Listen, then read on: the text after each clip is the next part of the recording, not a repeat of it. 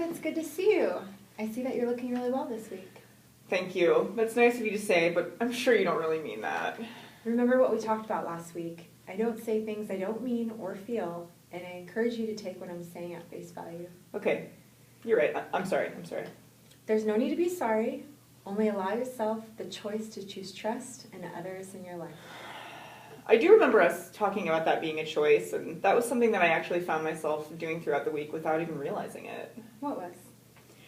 Well, exactly what just happened here. I found myself second-guessing things that people said and doing what I always do, like I did here, which is, what's that word you're always talking about? Is it degrading?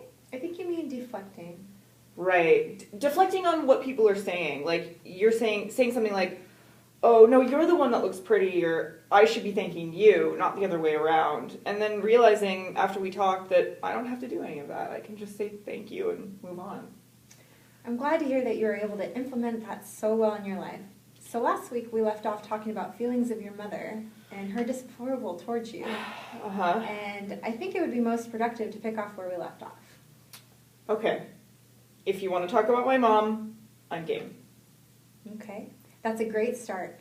I'd like to lean into that negativity, and in fact, I want you to tell me a few things that you perceive to be issues between you and your mother. And I want you to just use the saddest voice possible and that you can muster and just really let yourself complain. Really? You want me to do that? Yes, Lisa, go for it. Just, what is it about your mother that you just can't stand? Oh, God. Where do I start? All right. I feel like she's almost out to get me. Like, she has no sense of purpose in her own life and just projects that onto me. Like, if there's someone in her life that she can nag and tell what's wrong with them, then she feels better about herself. And you know what? I know what you're going to say. And what is that? Okay. I guess that's not true. I don't know what you're going to say. All right, well, go on.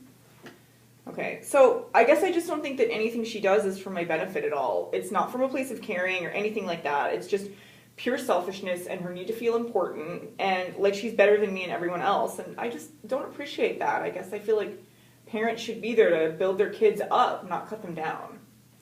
Okay, sit with that feeling and just let yourself ruin it for a minute and take a few deep breaths.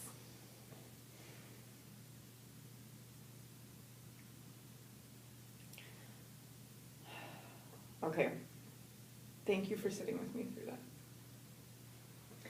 Now, I've told you a little about myself and my family, and this may seem odd, but just go with me here.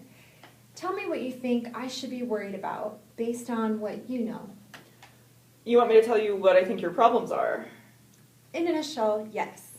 There's no stage for this. Just feel free to run with it. Rest assured that I've engaged in this exercise many times with clients, and there's likely little I haven't heard. I'm sure that a part of me also is somewhat curious. So tell me, what are my problems? Or rather, what should I be worried about? Okay, wow.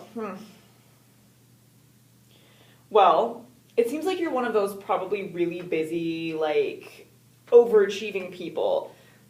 I know that you have a family and kids, but you're also in, like, perfect shape. And don't get me wrong, I'd love to be one of those people that gets up at 5 a.m. and hits the gym. But it also seems like you might be a bit too into it, and I don't know. It makes me wonder if you ever have enough time to spend with your kids. Now, don't get me wrong, I've never been one of the beautiful people, so I imagine that it comes with, like, this crazy pressure. And while you are very pretty, you know, age doesn't do any of us any favors, and I can see that you're aging, just like the rest of us, which I'm assuming probably stresses you out. You also have to spend all day talking to crazy people, which sounds horrible and isolating, and almost, it, like, makes me feel sorry for you. Okay, that's good. I'd like you to just take a second just to note the difference in your mood from literally almost a minute ago. You were steeping in anger, and now you're literally laughing. I know, you're right, it's crazy. But it's because of you leading me into it. There's no way I would have been able to do that by myself at all. Well, think about what you just said. I simply asked you to talk about two different scenarios, but unfavorable. But for one, you chose anger, and the other, you made yourself laugh. Okay, so what does that mean?